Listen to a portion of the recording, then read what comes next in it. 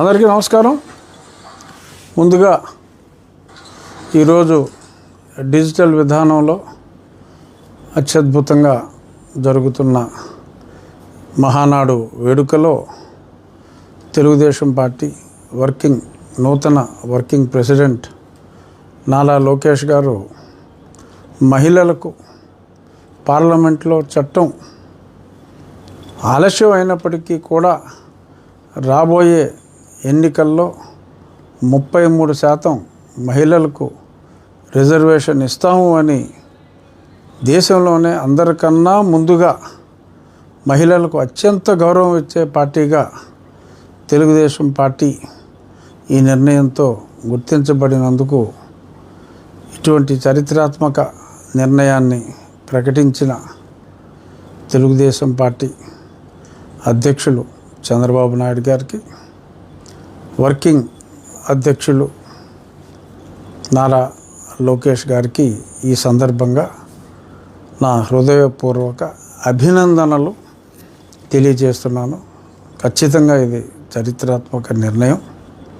మహిళలందరూ ఆశీర్వదించాలి అని మనస్ఫూర్తిగా కోరుకుంటూ, ఇక ఈ ప్రెస్ మీట్కి ముఖ్య కారణం ఏంటంటే, ఈరోజు ఉదయం సుప్రీంకోర్టులో మా లాయర్ గారు సుయోధన్ గారు మెన్షన్ చేశారు. అతను జడ శ్రావణ్ కుమార్ హైకోర్టులో అతను ఓడిపోయిన పిటిషన్లు కొట్టివేసిన వాటి గురించి సబ్మిట్ చేయకుండా, ఆ తీర్పు ప్రతుల్ని ఇవ్వకుండా ఒక పిల్ గురించే మాట్లాడి, తనకు తానుగా విత్డ్రా చేసుకున్న పిల్ గురించే మాట్లాడి, ఆ సబ్సిక్వెంట్గా ఉన్న 2 రిట్ పిటిషన్స్లోని ఆర్డర్లని సబ్మిట్ చేయలేదు. తర్వాత మనం ఫైల్ చేసాక కూడా ఒక ఆర్డరే సబ్మిట్ చేసి ఇంకొక ఆర్డర్ను కూడా అతను దాచిపెట్టాడు అని చెప్పి ఎర్లీగా విచారణకి తీసుకోవాలి అని కోరినప్పుడు, జడ శ్రావణ్ కుమార్ తరపున వేరే లాయర్ని అతను ఎంగేజ్ చేశాడు. ఇతను పెత్త కాబట్టి వేరే లాయర్ని ఎంగేజ్ చేయడం జరిగింది.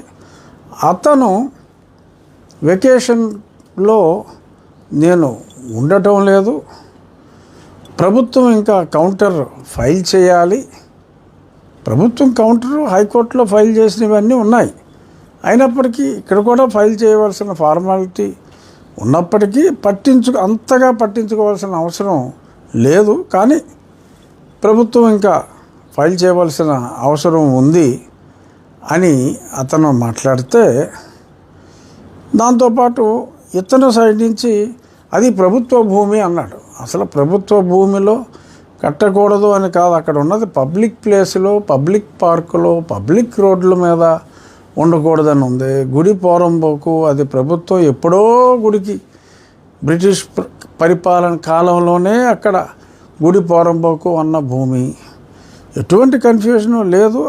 ఆ లాయర్ నేను ఉండలేకపోతున్నాను అని కోరితే ఇస్తే, దానికి జడగాడు రఘురామకు షాక్ ఇచ్చిన సుప్రీంకోర్టు, ప్రభుత్వ భూమిలో ఎలా కడతారు అని ప్రశ్నించిన సుప్రీంకోర్టు, అరే అసలు అన్నం తినే వ్యక్తి ఎవడో కూడా ఇన్ని పచ్చి అబద్ధాలు ఆడడం, వాడు ఎన్ని అబద్ధాలు ఆడాడో అక్కడ జరిగింది రికార్డ్ చేయడం జరిగింది. అది ఇప్పుడు నేను ప్లే చేస్తా, విజ్ఞులైన ప్రేక్షకులు చూసి వాడికి బుద్ధి చెప్పండి.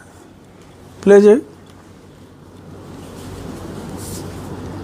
చూడండి జాతగా. Okay, for 3 minutes. Yes, this is an application filed for modification and order minutes. A public interest litigation has been filed in Andhra Pradesh High Court minutes, challenging a reconstruction of a temple minutes. Now, by concealing the multiple writ petitions filed, the dismissal of his writ petition, he challenges one order without annexing any of this document. Your lordship granted status quo minutes. Now, so what is the great urgency today? Minutes. It was going on minutes. He is absolutely not okay. 13th of July.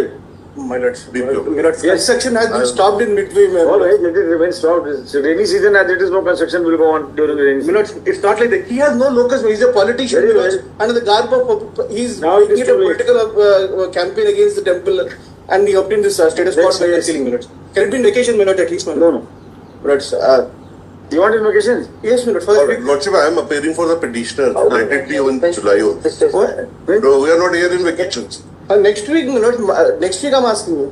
He is not in vacation. Next week he'll be a Monday, my lord. Tuesday, Wednesday, Thursday. The state has yet to file a reply, Lordship.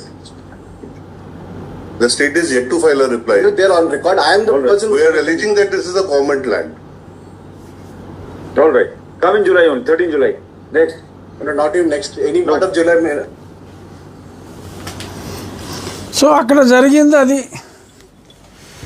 వాళ్ళ తరపు లాయర్లు వేసి ఆ court వెకేషన్లో ఇవ్వడానికి సిద్ధంగా ఉంటే వెకేషన్లో నేను ఉండట్లేదు అని అంటే, సరే ఎలాగో వర్షాకాలంలో పెద్దగా కట్టేది ఏముంటుంది, ఇబ్బంది ఏముంటుందని చెప్పి వారు కోర్టు తెరిచే మొట్టమొదటి రోజు జూలై 13 సెలవుల అనంతరం ఆ తారీఖు వేయటం జరిగింది. దానికి వీడాడి వెబ్సైట్లో వేసుకుని ఇష్టం వచ్చినట్టుగా మాట్లాడితే, అంటే సన్మానాలు చేస్తున్నారు అతనికి. ఆ సన్మానాలు చేయించుకోవటం కోసం ఇలాగా అబద్ధాలు ఆడుతూ ఖచ్చితంగా ఇంకొక 5-6 వారాలు చక్కగా సన్మానాలు చేయించుకునే అవకాశం ఉంది. ఈలోపే ఏం చేసుకున్నా చేసుకోండి.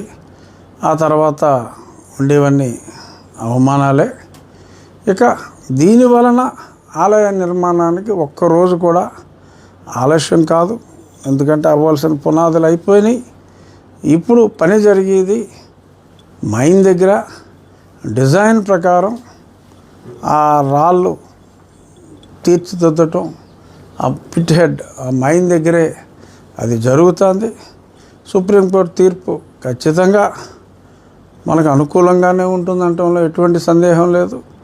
ఆ తర్వాత ఎలక్షన్ మొదలవుతుంది.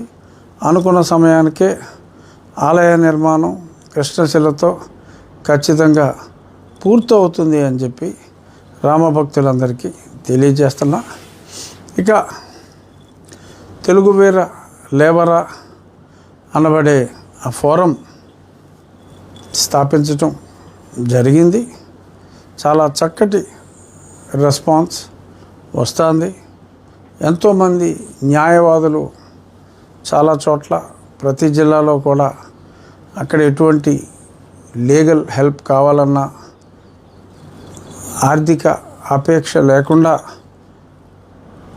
కావాల్సిన న్యాయ సహాయం కావలసిన వారికి సహాయం చేయటానికి ముందుకొస్తున్నారు. వాళ్ళందరికీ కూడా మీడియా ముఖంగా నా హృదయపూర్వక ధన్యవాదాలు తెలియచేస్తూ, ఒక ఫార్మెట్, ఈ మైక్ల న్యూసెన్స్ గురించి ఒక ఫార్మెట్ తయారు చేశాం. దాన్ని నా ఫేస్బుక్లో, ట్విట్టర్లో, ఇన్స్టాలో, అలాగే తెలుగు వీర లేబరా అఫీషియల్ వెబ్సైట్ కూడా 1-2 రోజుల్లో ప్రారంభించడం జరుగుతుంది.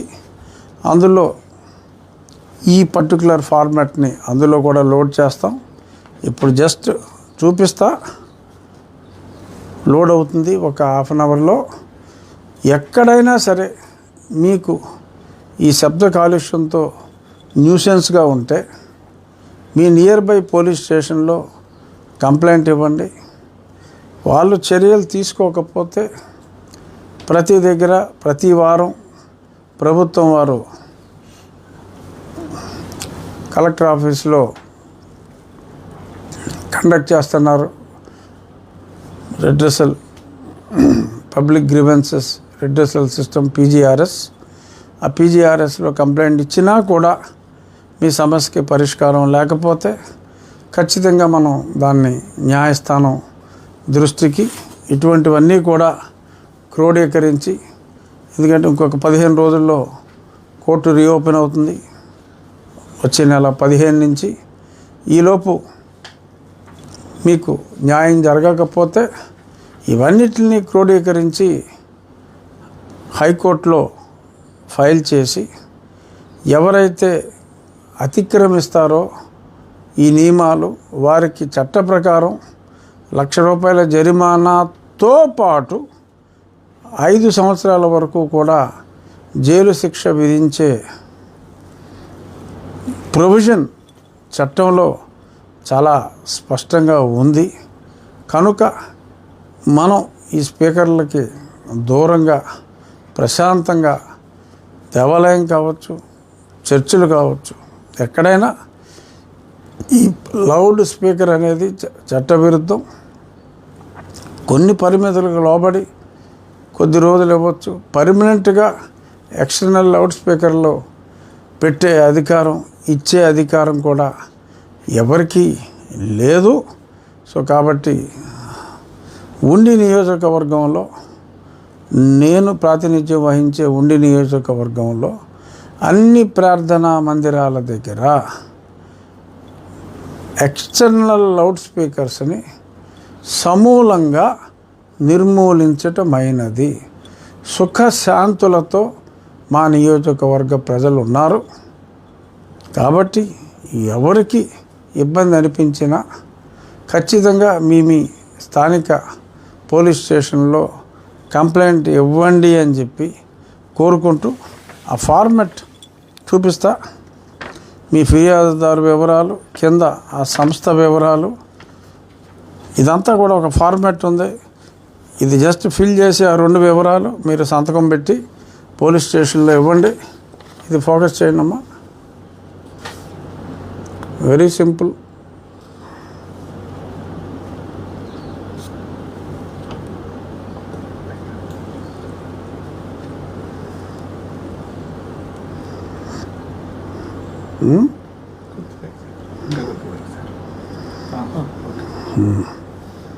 ఓకే, ఇది ఎలాగో నేను చూపెడతా. సో అది డౌన్లోడ్ చేసుకుని కంప్లైంట్ ఇవ్వండి. ఖచ్చితంగా చర్యలు తీసుకోకపోతే ఆ పోలీసు వారి మీద చర్యలు తీసుకుందాం. ఇది పవన్ కళ్యాణ్ గారి మినిస్ట్రీకి కూడా సంబంధించిన విషయం. పొల్యూషన్ కంట్రోల్ బోర్డు వారు ఈ విషయాన్ని పెద్దలు పవన్ కళ్యాణ్ గారి దృష్టికి కూడా నేను తీసుకెళ్తాను.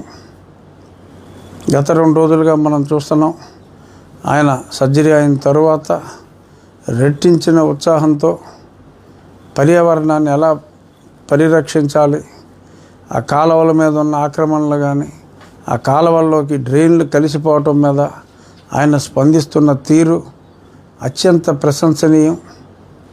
ఈ విషయాన్ని కూడా ఆ పొల్యూషన్ శాఖకు సంబంధించిన అమాత్యులు కాబట్టి వారి దృష్టికి కూడా నేను దీన్ని తీసుకువెళ్తాను. ఖచ్చితంగా ఈ శబ్ద కాలుష్యం బారి నుంచి ప్రజలకు రక్షణ కలిగించాలన్నదే తెలుగు వీర లేవరా ధ్యేయం.